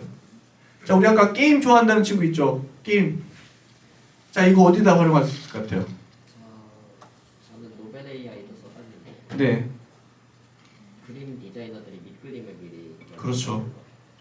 원래 캐릭터를 만들 때 시안이라는 걸 만들어요. 즉 기획자가 뭐 어떤 스타일의 소녀가 100명이 필요해요. 그러면 어때요? 100명에 대한 데이터를 확보를 해가지고 전부 다 그려야 되는데 그 데이터를 인공지능한테 만듭니다. 즉 한 번씩 제너레이트 이미지 할 때마다 매번 다른 이미지를 만들어주기 때문에 그걸 보고 마음에 드는 것만 찾아가지고 그걸 보고 캐릭터를 만들어요. 자, 그러면 회사 입장에서는 뭐가 좋아요? 시간이 확 줄어들어요. 네. 왜냐, 시안 만들 때 시간이 줄어들기 때문에 적극적으로 이거를 활용할 수밖에 없습니다. 또 다른 데 또 자, 활용할 수 있는 데가 어디 있을까? 예술 맞습니다. 어차피 자, 예술 작품도 어떤 영감이 있어야 되잖아요. 본인 느낌대로 오늘 굉장히 우울한데 숲에 가서 그걸 해소할 수 있는 그림을 그려줘 하면은 숲과 관련된 뭐 그런 숲에서 이렇게 뭔가 하는 그런 그림을 보여줍니다. 그럼 그걸 보고 영감을 얻어가지고 그림을 그릴 수 있어요. 저라면 이거를 어디다가 활용을 할 것 같냐? 저라면 SNS 만드는데도 활용을 할 것 같아요.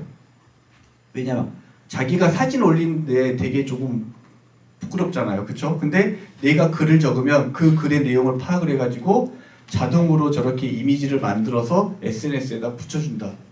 그러면 좋겠죠. 그쵸? 자, 여러분들이 이걸 보고 어디에다가 활용할지를 계속해서 이 방금처럼 연구를 하셔야 되는 거예요. 아마 곤충학과도 있는데 어떠한 자 건축물을 만들고 싶다 그러면 먼저 한번 자 돌려보고 거기에서 뭔가를 얻을 수도 있는 거죠. 자 지금은 이러한 것들을 굉장히 많이 활용하는 그런 시대라고 보시면 됩니다. 제가 몇 가지만 소개를 해드릴게요.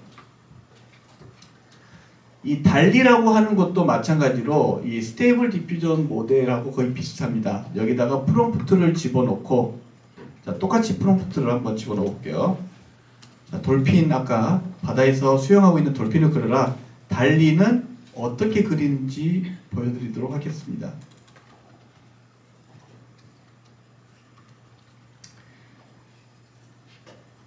본인 집에 있는 PC가 GPU가 한 3080, 3090 정도 되면은 집에서 돌리면 엄청 빠르게 이거를 돌려볼 수 있어요. 지금은 허깅페이스라는 사이트에서 돌리기 때문에 속도가 엄청 떨어집니다. 이거는 그냥 CPU 상에서 보통 돌리는 거랑 똑같아요.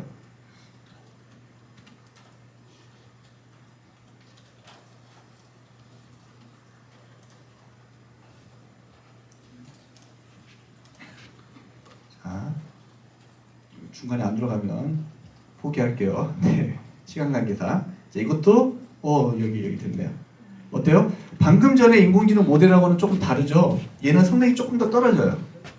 네, 대신 인공지능 모델의 사이즈가 작기 때문에 얘는 저희가 다운로드 받아가지고 본인 서비스에다가 즉각적으로 응용할 수 있는 그러한 인공지능 모델 중에 하나입니다.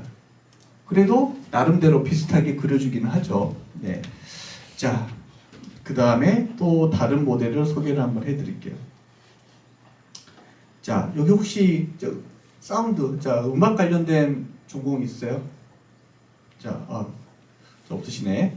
자, 이미지 투 뮤직이라고 해서 이미지를 집어넣으면 거기에 맞는 음악을 자동으로 만들어줍니다. 자, 제가 최근에 가고 싶은 스위스의 산을 이미지를 구글에서 다운로드 받았어요. 자, 인스타그램에서 만약에 내가 이렇게 여기에 가고 싶어요라고 글을 올리면 자동으로 BGM을 만들어주면 좋겠죠. 그쵸? 인공지능이 BGM을 만들어줍니다.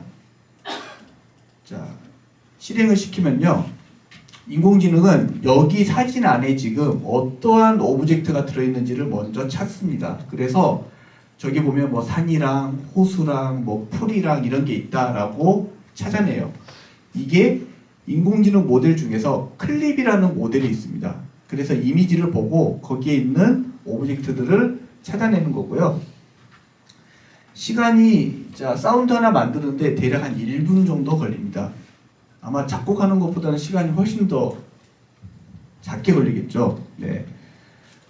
제가 이거 결과물로 나온 사운드를 실제로 사용을 해봤는데 퀄리티가 굉장히 좋습니다. 생각보다 좋아요. 네. 근데 안 좋을 때도 한 번씩 있어요. 간혹 가다가. 네. 매번 만들 때마다 다른 음악을 만들어주기 때문에. 자, 보도록 하겠습니다. 시간이 조금 걸리죠. 106초 정도 걸립니다. 왜냐? 지금 현재 있는 사진도 파악을 해야 되고 그 다음에 뮤버트라고 하는 음악을 만들어주는 인공지능을 써서 사운드도 만들어야 되기 때문에 시간이 조금 걸립니다. 자, 조금만 기다려 볼게요. 실제로 요즘에 이쪽 음악 관련된 작곡 관련된 인공지능들이 굉장히 빠르게 발전을 하고 있어요. 그래서 글을 집어넣으면 그 글을 분석을 해가지고 인공지능으로 작곡을 해주는 그런 것들도 지금 개발이 되어져 있고요. 그 다음에 그건 지금 서비스를 하고 있습니다. 그리고 이렇게 이미지를 집어넣으면 거기 분위기에 맞는 음악을 만들어주는 것들도 이렇게 되고 있어요. 실제 저희가 이제 음악을 제작을 의뢰를 하게 되면은 뭐 BGM 같은 경우에는 뭐 최소 뭐 100만 원, 50만 원 뭐 그렇게 하거든요. 근데 그러한 금액을 지불을 하지 않고도 만들 수가 있죠. 자, 생각보다 시간이 조금 더 걸리는데 조금만 더 기다려 볼게요. 직접 한번 들려드리도록 하겠습니다.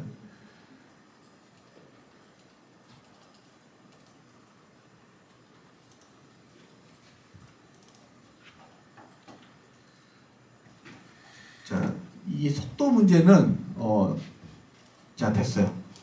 자 지금 보면은 여기 밑에 사운드바가 생겼죠. 조금만 기다리면은 저기가 플레이 할 수 있도록 자 그렇게 자 나옵니다. 그러면 제가 플레이를 한번 해볼게요. 지금 생각보다 시간이 많이 걸리네. 아까 제가 테스트할 때는 바로바로 이게 사운드가 보였는데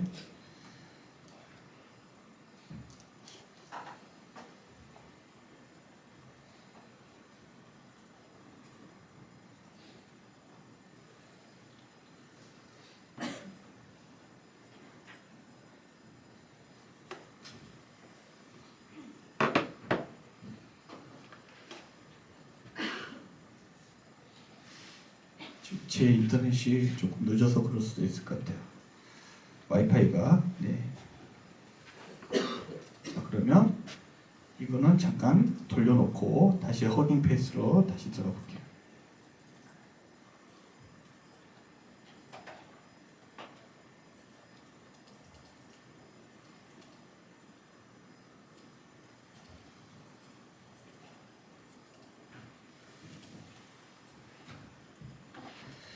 자 그리고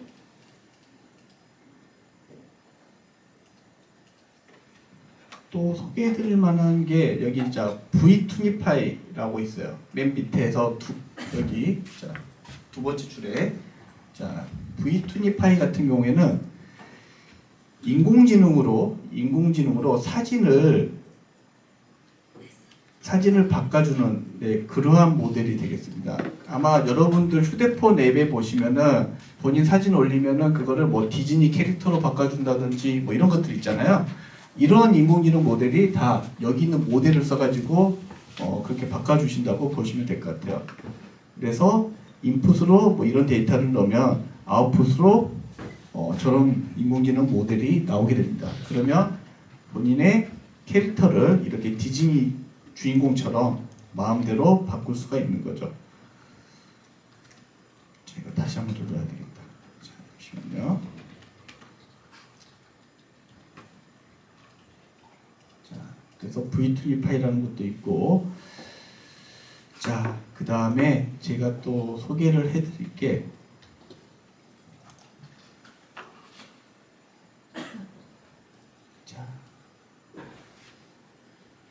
위스퍼라는 것도 있습니다. 위스퍼. 이게 챗 GPT를 만든 오픈 AI에서 만든 인공지능 중에 하나입니다. 이 인공지능의 특징은 내가 목소리를 녹음을 하잖아요. 그러면 그 음성을 분석을 해가지고 텍스트로 바꿔줍니다. 자, 음성을 입력을 해서 텍스트로 바꿔준다. 이게 어디에 들어가는 기술이냐면은 여러분들 시리에 들어가는 기술이에요. 즉 인공지능 스피커, 인공지능 비서에 들어가는 기술입니다. 먼저 사람이 말을 하게 되면은 그 목소리를 음성을 저장을 한 다음에 그 음성을 텍스트로 바꿔줘요. 그래서 그 텍스트를 서버에다가 전송을 해서 거기에 맞는 답을 얻게 되죠. 자 그러면 아이디어가 떠오를 겁니다. 내가 목소리를 녹음을 해서 챗 GPT한테 주고 챗 GPT한테 받은 결과를 다시 목소리로 내면 되겠죠. 저희는 내일 그거를 직접 만들어 볼 거예요. 인공지능 스피커를. 자, 그러면 여기에서 제가 한번 테스트를 해보도록 하겠습니다. 자, 지금부터 수업을 시작하도록 하겠습니다. 이렇게 해서 자, 지금부터 수업을 시작하도록 하겠습니다. 자, 이렇게 목소리가 녹음됐고요. 자, 실행을 누르면 분석을 해서 이거를 다시 한글로 바꿔서 그대로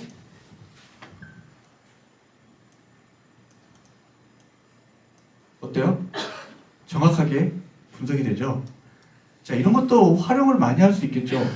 전에는 어떠한 말을 하게 되면은 이거를 속기사들이 막 적었죠. 자, 법원 같은데 지금 필요할까요? 안 필요할까요? 안 필요해요. 녹음해가지고 그냥 이거 뭐 진짜 인공지능 모델 한 번만 돌리면은 이렇게 텍스트로 다 바꿔줍니다. 요즘에는 이런 시대까지 왔어요. 뒤에 잡음이 있어도 그 잡음을 다 제거합니다. 지하철역에서 지하철 지나가는데 음성을 이렇게 녹음해가지고 플레이시켜도 그런 잡음들 빼고 깔끔하게 이렇게 목소리를 텍스트로 바꿔주는 것을 볼 수가 있습니다. 자, 아마 여러분들도 이거 굉장히 많이 활용할 수가 있을 거예요. 어떠한 데서 인터뷰를 한다, 상담을 한다. 그럴 때 목소리를 녹음을 해서 글로 만들어야 되잖아요. 여기 아까 전공 있죠. 상담 심리. 그러면 상담을 할 때 목소리를 녹음을 한 다음에 그거를 보고서나 글로 만들어야 되는데 칠 수는 없잖아요. 그럼 어떻게 해요? 인공지능한테 파일만 올려주면은 그 인공지능이 자동으로 글로 만들어가지고 저는 그거를 문서로 저장하면 돼요. 그걸 갖다가 요약해서 정리하고 싶다. 그러면 챗GPT한테 던져주고 이거를 요약해줘 하면은 요약해줍니다. 이것도 저희가 내일 한번 직접 만들어 볼 겁니다. 네. 자, 대표적인 인공지능 모델, 가장 핫한 모델 중에 하나예요. 위스퍼. 자, 이런 모델도 있습니다. 자,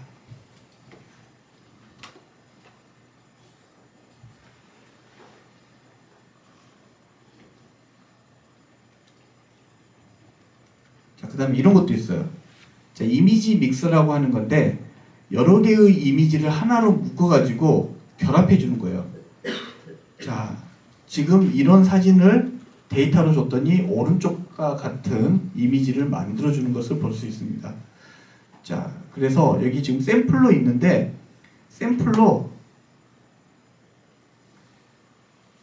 이렇게 두 개의 이미지를 집어넣었더니 다음과 같이 바뀌어서 새로운 형태의 이미지를 만들어주는 것을 볼 수 있습니다. 내가 만약에 어떤 사진을 집어넣고 어떤 스타일의 화풍을 집어넣으면 그 화풍에 맞는 이미지로 바꿔주는 겁니다. 자, 세상이 이렇게 바뀌고 있어요. 자, 물론 이거를 악용하면 안 되겠지만 뭔가 모티브를 얻는다든지 그럴 때 충분히 활용을 할 수가 있겠죠. 위에 두 개 사진을 넣었더니 다음과 같이 나왔다. 네. 자, 이처럼 이 허깅페이스 사이트는 새로운 인공지능 모델을 이렇게 테스트해 볼 수 있는 그러한 사이트가 되겠습니다. 자, 두 번째를 보여드리도록 할게요. 자, 첫 번째 사이트는 허깅페이스라는 사이트고요. 두 번째 사이트는 Papers with Code라고 하는 사이트입니다. 자, 이 사이트는요, 최신 인공지능 논문들이 여기에 계속 업로드가 됩니다. 그리고 가장 인기 있는 논문들이 상단에 위치를 하게 돼요.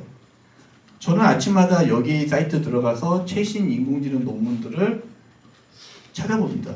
왜? 남들보다 빠르게 어떤 인공지능 모델이 나오는지를 캐치를 해야지 거기에 발맞춰서 여러분들한테 강의를 할 수 있기 때문에 매일매일 들어가서 여기를 확인하게 돼요. 제가 이게 어젯밤에 캡처를 한 거거든요. 가장 인기 있는 논문이 GPT-4, 즉 챗GPT 새로운 버전에 들어가는 챗GPT-4에 대한 테크니컬 리포트가 가장 인기 있는 페이퍼가 되겠습니다. 이런 것들을 먼저 남들보다 읽어야지만 흐름을 볼 수가 있어요. 물론 다 영어로 되어 있지만 요즘에 번역기 다 자동으로 돌아가잖아요. 그렇죠? 번역기 돌려가지고 어떤 내용인지만 한번 살펴보셔도 됩니다. 자, 여기서 혹시 인공지능 전공자들 있으시죠? 매일매일 들어가서 확인해 보셔야 돼요. 카카오, 네이버, 삼성, 대기업에서 인공지능 관련된 직무를 하시는 분들도 아침에 하는 일이 여기 사이트 들어가서 확인하는 일이라고 합니다. 왜? 빨리 캐치해가지고 자기네들 모델 결합해서 새로운 사업을 해야 되기 때문에. 이거는 실제 거기 있는 직군에 계시는 분들이 했던 이야기예요. 자, 저희도 한번 들어가 볼게요. 이 사이트가 어떻게 생겼는지. 자, Papers with Code예요.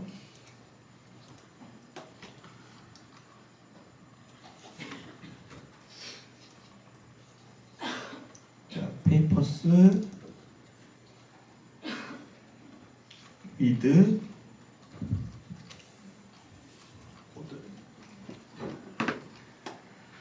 자, 페이퍼스 위드 코드. 자, 페이퍼스 위드 코드라는 사이트가 되겠습니다. 자, 여기 들어가면요. 트렌드 파악도 가능하고요. 여기 보시면 자, 뭐라고 되어져 있는데 자, 트렌드라고 되어져 있습니다. 여기 트렌드를 클릭을 해서 들어가 보면은 네. 어떠한 프레임워크를 쓴 인공지능들이 지금 많이 나오는지, 즉 프레임워크라는 거는 인공지능 만들 때 쓰는 프로그램이라고 보시면 돼요. 그래서 대표적인 게 뭐 텐서플로우, 뭐 파이토치 같은 게 있는데 요즘에 만들어진 논문의 대부분은 다 인공지능은 다 이렇게 주황색 파이토치라는 걸로 만들어집니다. 파이토치는 메타에서 만든 인공지능 프레임워크예요. 네. 그래서 인공지능 하시고 싶으신 분들이라고 하면은 파이토치를 배우는 게 유리합니다. 왜? 요즘 나오는 대부분의 인공지능 모델이 파이토치 기반으로 만들어졌기 때문에 파이토치로 하는 게 조금은 유리하다고 저는 봅니다. 물론 다 하긴 하셔야 돼요. 네. 그리고 여기 보시면은 자 브라우즈 스테이트 오브 더 아트, 즉 최신의 기술들이 여기 다 포함이 되어져 있습니다. 내가 만약에 어떤 프로젝트를 하고 싶어요. 근데 인공지능 모델을 쓰고 싶어. 자, 이미지를 분류하는 모델을 쓰고 싶은데 어떤 모델이 성능이 가장 좋은지 그런 게 궁금하잖아요. 여기 사이트에 다 있습니다. 어떤 모델이 가장 좋은 성능을 내고 그 좋은 성능을 내는 모델을 가져다가 저희는 사용만 하면 되는 겁니다. 그래서 그러한 정보들을 여기서 다 여러분들이 획득할 수가 있습니다. 저도 어떤 프로젝트를 할 때 만약에 카메라로 사람 얼굴을 인식을 해가지고 그 사람이 어떤 사람인지 사람을 파악할 때 인공지능 모델을 써야 된다 그러면 여기 들어가서 먼저 소타 모델을 확인을 하게 되죠. 자, 그러면 여기 보시면 메인 화면에 보시면은 자, 요즘의 트렌드를 한번 볼게요. 1등이 챗 닥터라는 게 1등이네요. 보니까 메디컬 채팅 관련된 인공지능 모델이 되겠습니다. 여기 보시면 라마라고 하는 인공지능 모델한테 의료 데이터를 학습을 시켜가지고 아마 챗봇 형태로 만드는 것 같아요. 뭐 배가 아프고 열이 나고 하면은 뭐 어떻게 해야 될까요? 병원에 가야 됩니다. 뭐 이런 답변 해주는 그런 인공지능 모델이지 않을까 생각을 해봅니다. 자, 허깅 페이스보다 여기 있는 사이트를 주목을 해야 될 게 뭐냐면은 앞서서 여기에서 뭔가 트렌드한 인공지능 모델들이 논문으로 먼저 나옵니다.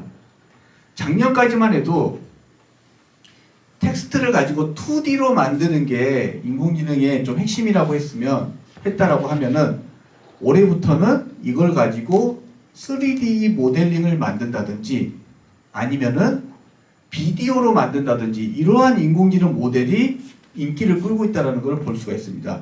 자, 여기 한번 볼게요. 자, 세 번째 페이퍼를 한번 볼게요. 세 번째 페이퍼를 보면은 텍스트 투 비디오예요.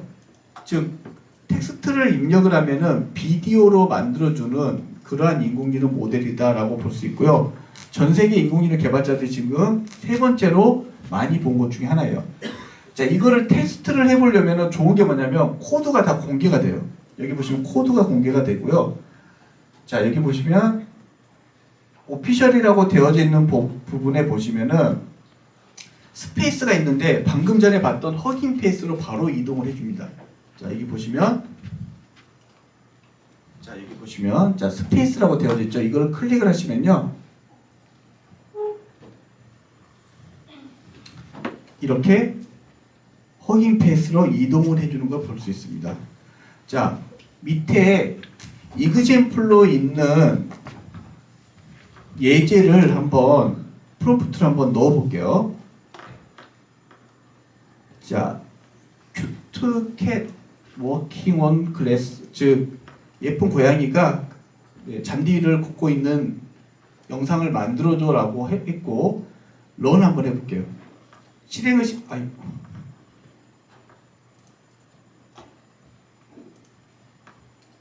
자, 이렇게 안 되진 않는데 지금 네, 아이고 한꺼번에 몰리거나 이러면은 이런 현상이 발생하기도 합니다. 자, 그냥 저는 자 샘플을 일단 볼게요. 이런 영상을 만들어줘요. 그래서 플레이를 해보면은 아직까지는 인공지능 기술이 많이 발전을 하지 않아서 4프레임으로 만들어줍니다. 4컷으로 이렇게 애니메이션 되게 만들어주고요. 자, 여기서 런을 한 번씩 누를 때마다 새로운 이미지로 만들어줍니다. 즉 고양이의 이미지가 매번 달라져요. 자, 다른 것도 한번 해볼까요? 자, 판다가 춤추고 있는 거 네, 하면은 네, 자, 이런 영상도 만들어주고요. 자, 고릴라가 스퀘어에서 댄싱하는 걸 해라 그랬더니 자, 이렇게 영상을 만듭니다. 아직까지는 이런 모델은 초기 단계이기 때문에 엄청나게 이렇게 좀 활용도가 높다고 할 수는 없어요. 하지만 시간이 가면 갈수록 아마 제 생각은 올해 한 연말, 내년 초면은 완벽하게 좀 좋은 퀄리티의 그런 자, 영상을 만들어주는 그런 인공지능이 나오지 않을까 싶습니다. 자, 그래서 자, 이렇게 두 개의 사이트를 활용을 하셔가지고 여러분들이 인공지능의 빠른 활용을 하시면 되겠습니다. 그러면 남들보다 훨씬 더 앞서가는 그러한 인공지능 모델을 체험을 미리 해볼 수가 있습니다. 자, 그러면 이러한 인공지능, 자, 저는 크게 인공지능 모델을 두 가지로 봅니다. 첫 번째는 NLP, 자연어 처리, 즉 글을 또는 말을 할 수 있는 인공지능을 우리가 NLP라고 구분을 앞으로 하도록 하겠습니다. 자, 이 자연어 처리를 해주는 인공지능 모델은요, 기존의 인공지능 모델 같은 경우에는 이런 것들을 할 수가 있었어요. 감정을 분석을 해준다든지, 뭐 기쁨이냐, 슬픔이냐, 뭐 이런 것들, 아니면은 어떤 구문을 분석을 해가지고 유연한 답변을 제공을 해준다든지, 아니면 형태소를 분석을 해가지고 어떤 글을 분류를 해준다든지, 아니면 뭐 스팸 메일을 필터링 해준다든지, 아니면 글을 써준다든지, 뭐 이런 것들을 우리가 인공지능 모델을 통해서 할 수가 있습니다. 챗봇도 마찬가지예요. 챗봇도 자, 유저가 질문을 던지게 되면은 채팅 서버에서 인공지능 모델을 돌려가지고 다음과 같은 것들을 제공을 해주는 게 인공지능 챗봇입니다.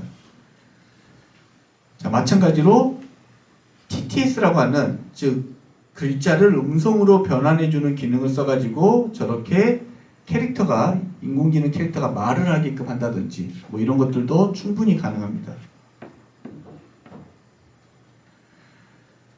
자, NLP 하면은 떠오르는 게 GPT죠. 자, 이 GPT의 원리는 간단합니다. 인공지능이 첫 번째 단어를 집어넣으면 그 다음 단어를 예측을 하는 거예요. 나는 학교에 라고 적으면 뒤에 있는 글을 자, 예측을 하겠죠. 간다. 이런 식으로. 그래서 GPT 1부터 쭉 발전을 해서 GPT-4까지 오는 동안에 굉장히 많은 양의 데이터를 학습을 하기 때문에 훨씬 더 자연스러운 대화가 되는 겁니다.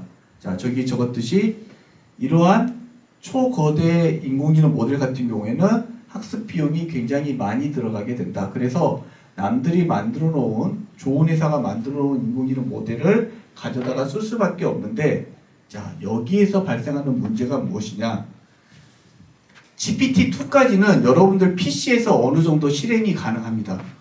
근데 GPT-3부터는 인공지능 모델의 사이즈가 커지기 때문에 여러분들 PC에서 이거를 직접 모델을 다운로드 받아서 실행을 해볼 수가 없어요. 엄청나게 고성능의 PC가 필요하게 되는 겁니다. 그래서 저도 실제로 다운로드 받아서 제 PC에서 돌려본 거는 GPT-2가 다예요. GPT-3부터는 그냥 다른 서버에 있는 인공지능 모델을 접속을 해가지고 그냥 사용하는 정도밖에 할 수가 없다라는 겁니다. 지금 인공지능 모델 만드는 회사들에서 가장 고민하는 것 중에 하나예요. 왜? 자, 인공지능 모델을 실행시키는데 비용이 많이 들어가면 갈수록 이게 크게 의미가 없어지겠죠. 왜? 비용이 많이 들어가니까 이걸 아무리 비싸게 팔아도 비용이 많이 들어간 만큼 까이게 되는 거예요.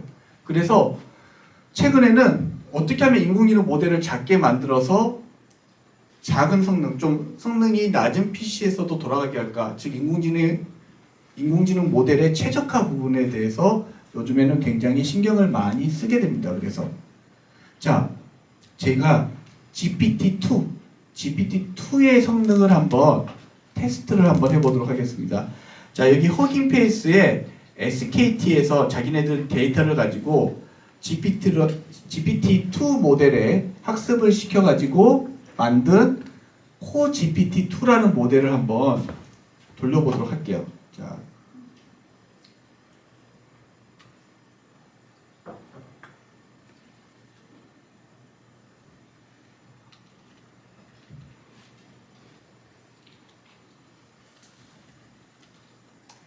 여기는 허깅페이스에 있는 코GPT-2라는 모델입니다. 자, 여기다가 글을 적을게요.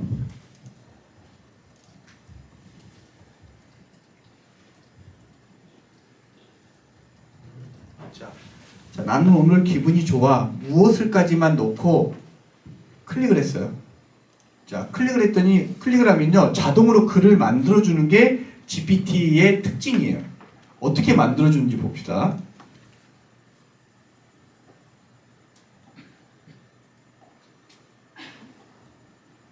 처음에 이 GPT가 나왔을 때 이렇게 글도 만들어주고 기사도 작성해주고 뭐 이런 것들 때문에 엄청난 이슈를 가지고 왔습니다. 자, 여러분들은 자, 원래 이렇게까지 늦지 않은데 지금 오늘 이상하네요. 지금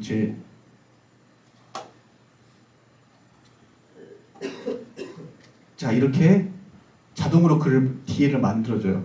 자, 그래서 봤더니 자, 나는 오늘 기분이 좋아. 무엇을 먹을까 고민을 하다가 드디어 내가 이게 조금 말이 안 맞죠? 자, 왜 안 맞을까요?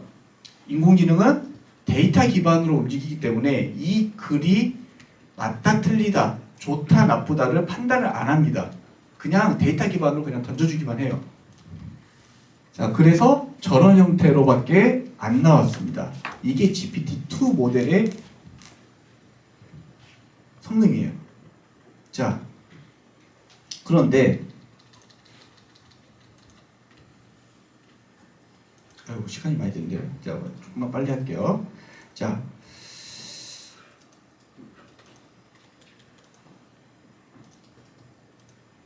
그런데 이 챗GPT 같은 경우에는 아마 여러분들이 이제 한 번씩 사용을 해보셨을 테지만 성능이 굉장히 좋다라고 느껴져요. 왜냐? 내가 원하는 정답을 생각보다 뛰어나게 말을 해줍니다. 그쵸? 그렇게 가능한 이유가 학습 원리에 있습니다. 자, 학습 원리가 어떻게 되냐면요. 오픈 AI에서 실제로 이 인공지능 모델, 즉 챗GPT를 만들 때 다음과 같이 만들었다라고 합니다. 첫 번째, 고객이 질문을 하게 되면은 그 질문한 프롬프트를 가지고 누가 답변을 해주냐면은 사람 레이블러가 답변을 해줍니다. 첫 번째 질문이 들어오면 그 질문을 사람이 직접 정확한 답변을 해주는 거예요. 그 데이터를 가지고 학습을 시켰습니다. 어디에다가? GPT 3.5 버전에다가 학습을 시킨 거예요. 그리고 나서 두 번째로 또 학습을 시켜요. 두 번째로 학습을 시킬 때는 어떻게 하냐면 여기서 만들어진 모델에다가 질문을 던지고요. 답변을 4개 정도를 답변을 받도록 합니다. 그래서 직접 사람이 개입을 해가지고 어느 답변이 좋은지 순서를 정했어요. 이 데이터를 가지고 다시 학습을 시킵니다. 저는 이걸 보고 깜짝 놀랐어요. 왜 그러냐면 기존의 인공지능 모델의 학습은요, 그냥 이 데이터가 맞다 틀리다까지는 구분하지 않고 무작정 그냥 집어넣고 결과를 보는 거였거든요. 그래서 이게 정답인지 아닌지는 크게 신경을 안 썼어요. 근데 챗GPT에서 그 정확도가 생각보다 엄청나게 늘어났는데 이게 왜 늘어났을까라고 봤더니 사람이 직접 다 개입을 한 겁니다. 가장 좋은 정답은 이거다라고 알려준 거예요, 인공지능한테. 그래서 이거를 계속해서 반복해서 학습을 해서 나온 게 챗 GPT입니다.